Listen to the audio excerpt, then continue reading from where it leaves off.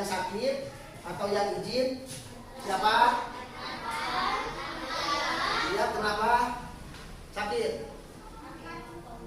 Atau izin? Izin, ya nggak apa-apa. Ada yang sakit tidak? Ya. Siapa yang sakit? Siapa? Baik. Ya, pajak ya. Sekarang ada apa? Banyak yang sakit. Kalian harus menjaga kesehatan, pola makan, jangan jajan sembarangan. Paham semuanya? Baik anak sekalian, minggu kemarin kita membahas tentang surah At-Tin ayat 1 sampai dengan ayat 4 dan makna kandungan surah At-Tin ayat 1 dan ayat 4. Nah, sebelum pelajaran ini dimulai, coba Bapak ingin bertanya dulu. Apakah kalian sudah hafal ayat 1 sampai dengan ayat 4? Sudah hafal? Coba, siapa yang mau coba? Dari kelompok ini ada nggak? Tidak ada? Coba, kalau begitu Bapak bertanya. Ayat 1 bunyinya apa? Ayat 2 bunyinya? Ayat 3.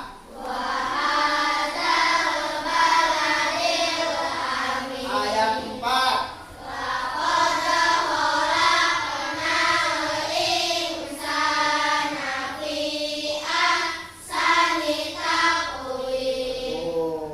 Nah, sekarang Bapak mau bertanya lagi.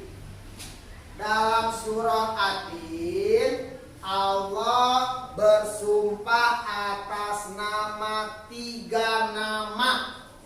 Coba, yang pertama apa? Allah bersumpah atas nama apa? Satu, atas nama buah, tin dan zaitun. Yang keduanya bersumpah atas nama Gunung Sinai. Yang ketiga demi kota yang aman. Apa yang demi kota yang aman? Kota Mekah. Demi kota yang aman, yaitu kota Mekah. Inilah Allah bersumpah atas nama 3 nama, yaitu demi buah tin dan zaitun, yang kedua Gunung Sinai, yang ketiga demi kota yang aman. Paham semuanya? Ada yang ditanyakan tidak? Pelajaran yang minggu kemarin kalian cuma sudah paham? Sudah paham semuanya? Ya, terima kasih. Sekarang kalian buka buku paketnya.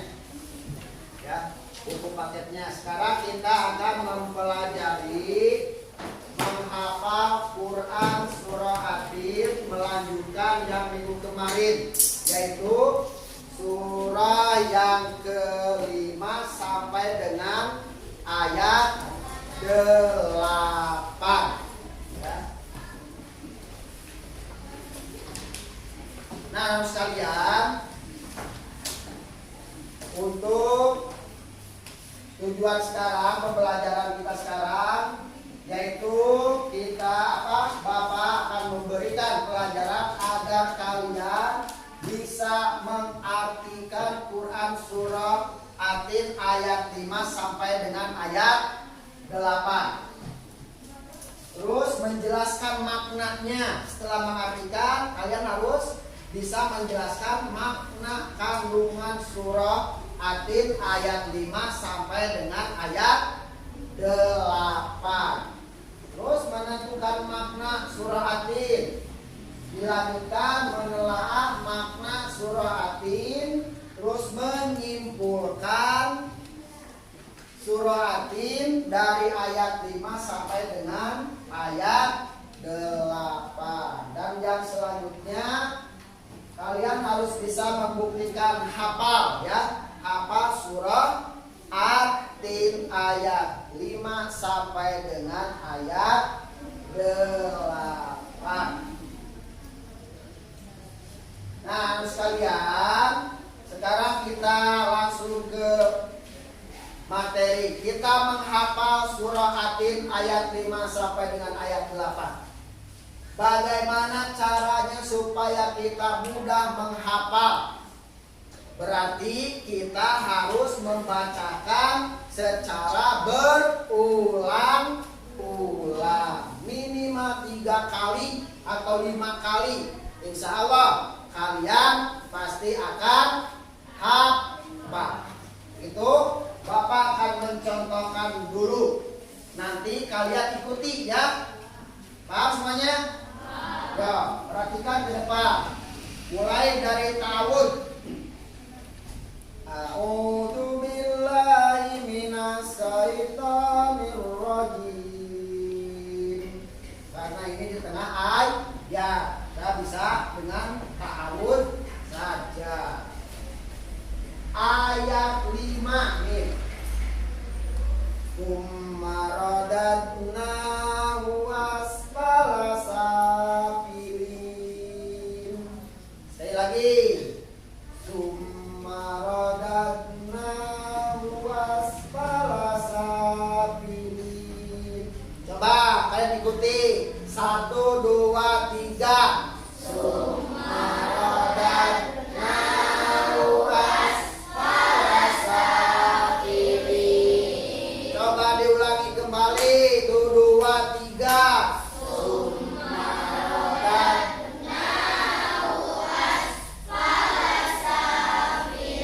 Sekali lagi coba suaranya mana? 1, 2, 3.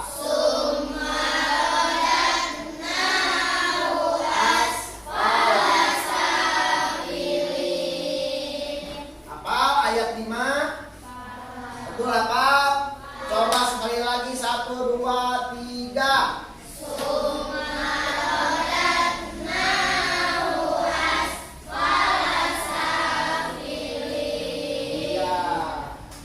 Lanjutkan ke ayat 6. Dengarkan, Bapak contohkan. Illalladzina amanu wa amilus sholihati falahum ajrun ghairu mamnun. Yo, coba 1, 2, 3.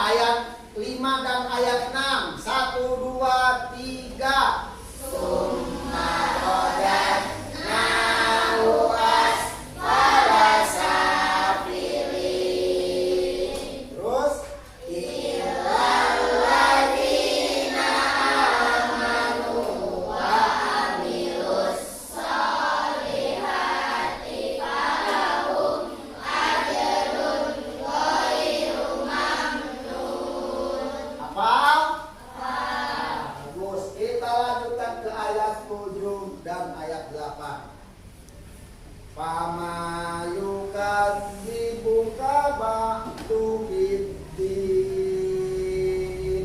Ya, 1, 2, 3. Fama yukadzibuka ba'du biddin. Sekali lagi 1, 2, 3. Fama yukadzibuka ba'du biddin. Apa? Ayat terakhir sekarang, dengarkan. Alaihissallahu bi'ahkamil hakimin. 1, 2, 3.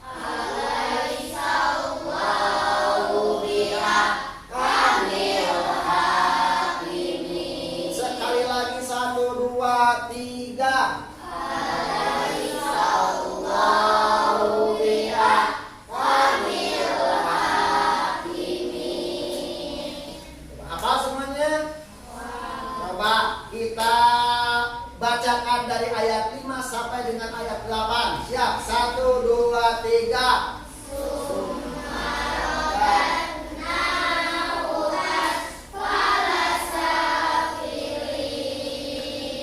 Terus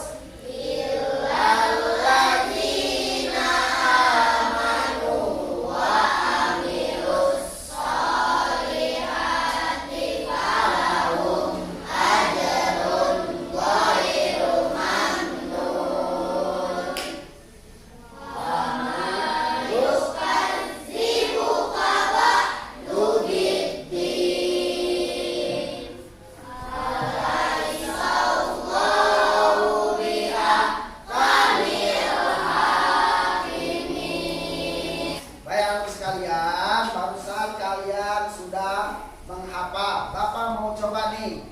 Kalian tadi sambil membaca. Nah, kalau kalian sudah hafal, coba bukunya ditutup. Ya, semuanya tidak ada yang lihat ke buku. Pakai. Ya, kita sama-sama baca sekali lagi dari tahun ya. Siap semuanya? Siap semuanya? Ya, siap. 1, 2, 3.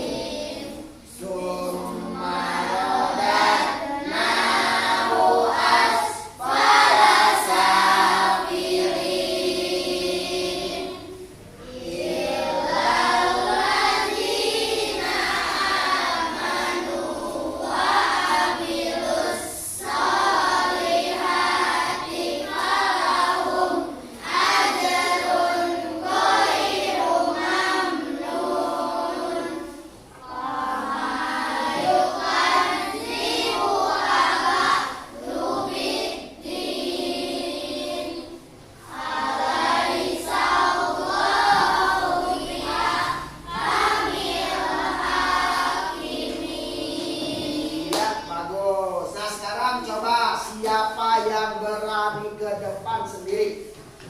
Siapa? Patrun? Ya, Patrun ke depan untuk membacakan surah ayat ke-5 sampai ayat ke-8. Ya, ya.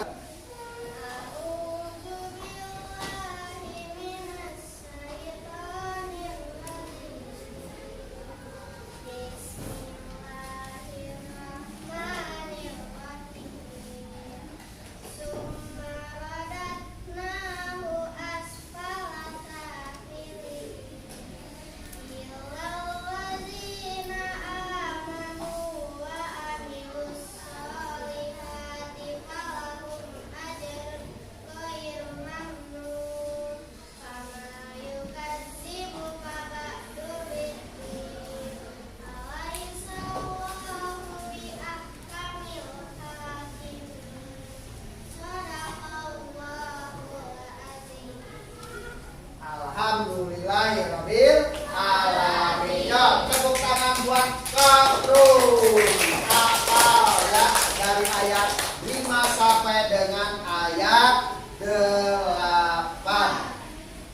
Anak-anak sekalian, alhamdulillah kalian sudah hafal surah Atin ayat 5 sampai dengan ayat 8. Yang bagi belum hafal, jangan kecil hati ya. Terus belajar di rumah. Tetap semangat untuk menghafal di rumah secara berulang-ulang. Minggu depan insya Allah akan Bapak coba dari ayat 1 sampai dengan ayat 8. Kalian baca lagi di rumah, dihafalkan secara berulang-ulang dari ayat 1 sampai dengan ayat 8. Baik anak sekalian, alhamdulillah kalian tadi belajar menghafal surah Atin ayat 5 sampai dengan ayat 8. Nah, untuk sekarang kita akan membahas tentang makna kandungan surah Atin ayat 5 sampai dengan ayat 8 ya. Nah, Bapak tidak akan dulu membahas ya makna kandungan surah Atin ayat 5 sampai dengan ayat 8. Tapi Bapak akan memberikan kesempatan kepada kalian untuk memecahkan permasalahan, kalian diskusikan surah Atin ayat 1 sampai dengan ayat 5 sampai dengan ayat 8. Kalian sudah dibagi kelompok. Ini kelompok 1 Abu Bakar As-Siddiq akan membahas surah kelima. Ini siapa ini? Umar bin Khattab ayat kedua. Ini Utsman bin Affan ayat ke 7. Ali bin Abi Thalib ayat ke-8. Sekali lagi, Bapak ulangi. Abu Bakar As-Siddiq ayat ke-5. Umar bin Khattab ayat ke-6. Utsman bin Affan ayat ke-7. Ali bin Abi Thalib ayat ke-8. Ya, baik. Bapak akan membagikan KPD-nya ya. Silakan kalian pecahkan masalahnya, kalian cari makna kandungan surahnya ya, yang sudah dibagikan tugas masing-masing. Silakan kalian kerjakan. Ya. Siapa yang menulis ini? Beras juga kakak soalnya berada nanti yang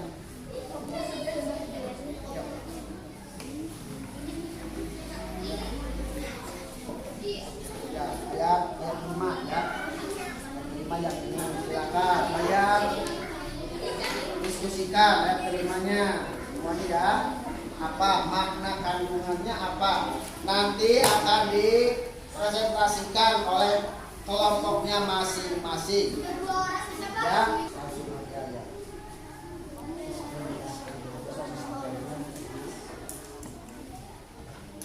Ya, ini terus ini Ali bin Abi Thalib ayat 8. Diskusikan, ayo apa makna kandungan ayat 8 ya. Yo, kalian bantu teman-temannya yang lain. Baik, anak sekalian, bagaimana, semua sudah beres? Sudah? Sudah. Baik, kalau sudah beres, silakan kalian presentasikan kelompok masing-masing. Mulai dari kelompok Abu Bakar, Umar bin Khattab, Utsman bin Affan, dan Ali bin Abi Thalib. Bagaimana kelompok Abu Bakar As-Siddiq sudah siap? Sudah siap? Sudah. Ayo, kalau sudah siap, silakan presentasikan di depan. Ya. Boleh berdua ya. Berdua boleh, berdua nggak apa-apa. Ayo silakan. Ya. Ya. Ya. Yang lainnya kalian simak, kalian perhatikan. Apabila ada pertanyaan yang mau disampaikan atau ditanyakan, kalian tanyakan saja, tapi harus acung dulu ya. Paham semuanya? Paham semuanya? Ya, silakan untuk kelompok Abu Bakar As-Siddiq untuk mempresentasikan hasil kerja kelompoknya.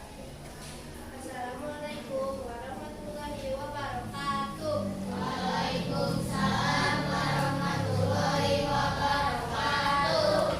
Baiklah teman-teman, dari kelompok Abu Bakar As-Siddiq akan mempresentasikan hasil diskusi kami, yaitu ayat kelima surah Atin yang berbunyi Summa rodadnahu asfala safilin. Artinya, kemudian kami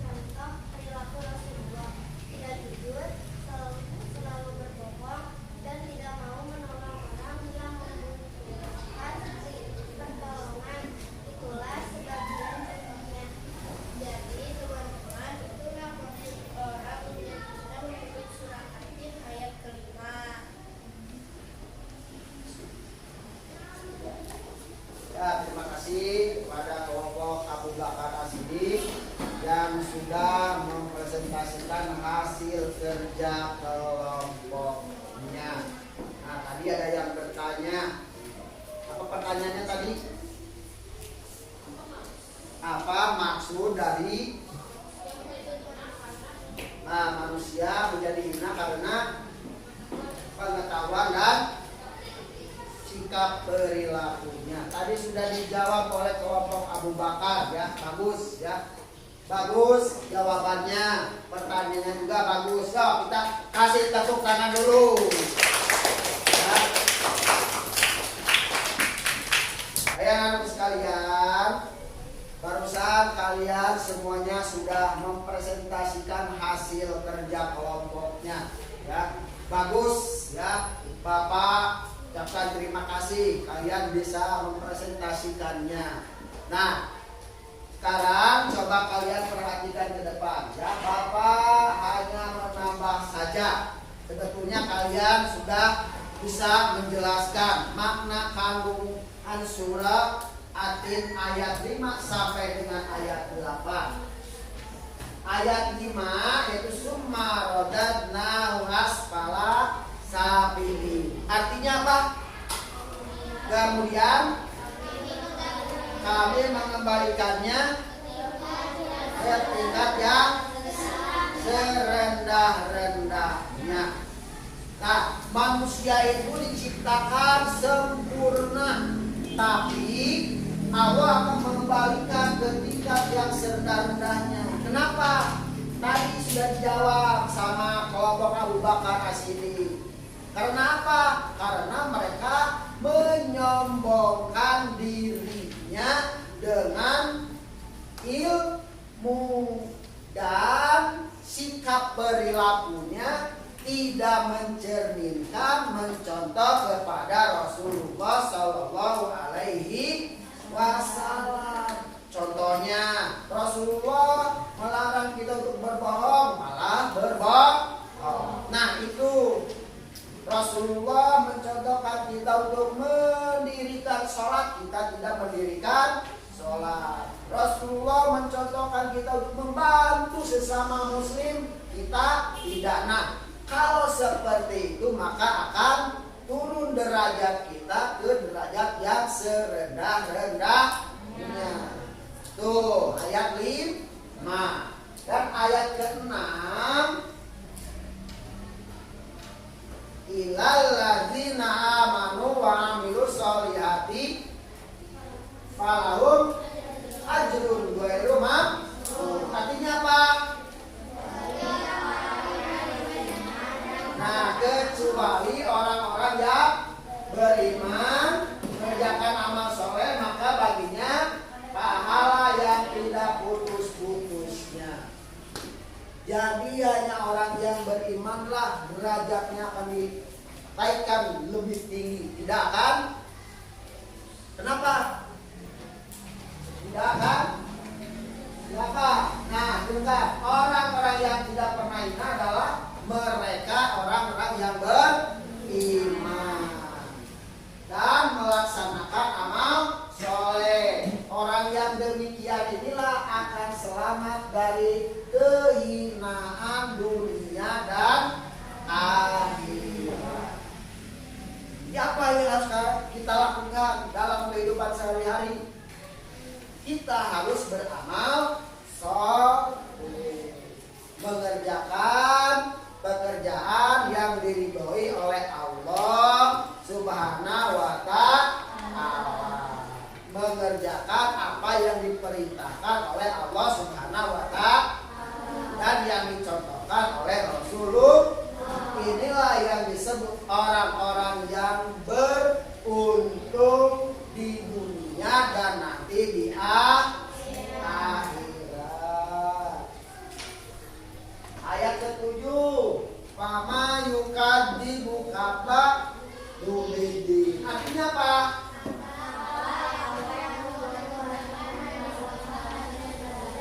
Hari sesudah itu. Apa yang dimaksud dengan hari pembalasan sesudah itu? Pada hari kiamat nanti ada hari pembalasan. Amal perbuatan kita akan ditimbang di yaumul mahsyar, di mizan, ya. Allah Subhanahu wa Ta'ala memberikan kepada kita akal, menjadi kita itu sempurna penciptaan kita. Untuk apa? Salah satunya kita harus bisa memikirkan nanti kejadian-kejadian yang akan terjadi, pasti akan terjadi, yaitu akan terjadinya hari kiamat. Nah, sebelum terjadinya kiamat, apa yang harus kita lakukan? Tadi kita harus beramal soleh. Paham? Paham semuanya? Iya. Yang terakhir, alaihissallahu bi'ahkamil hakimin. Apa artinya? Bukankah Allah Subhanahu wa Ta'ala adalah hakim yang paling adil? Jadi hakim yang paling adil di antara hakim-hakim itu adalah Allah. Kenapa? Karena Allah tidak akan memandang siapa manusianya di dunianya itu, apakah dia itu seorang pejabat, kaya raya. Allah tidak akan melihat hal yang seperti itu, mau fakir miskin. Tapi apa yang Allah adili? Amal perbuatan kita selama hidup di dunia. Paham semuanya? Paham? Berarti tidak ada yang ditanyakan. Ada bertanya tidak? Tidak? Tidak. Anak-anak sekalian, sebelum kita simpulkan materi yang kita bahas pada hari ini, ya, Bapak mau bertanya, coba. Orang yang akan turun derajatnya itu adalah orang yang bagaimana? Orang yang meninggalkan sholat, contohnya. Terus apa lagi? Orang yang sombong. Seperti itu. Lalu siapakah orang yang derajatnya akan dinaikkan oleh Allah Subhanahu wa Ta'ala? Orang yang beramal soleh. Tuh, jadi kesimpulannya kita diciptakan oleh Allah sempurna. Apa yang menjadi sempurnanya? Kita diberi akal oleh Allah Subhanahu wa Ta'ala. Tapi dari kesempurnaan kita, derajat kita akan turun kalau kita menyombongkan diri karena pengetahuan dan perilaku kita yang melanggar aturan dari Allah. Lalu siapakah yang akan derajatnya ditinggikan?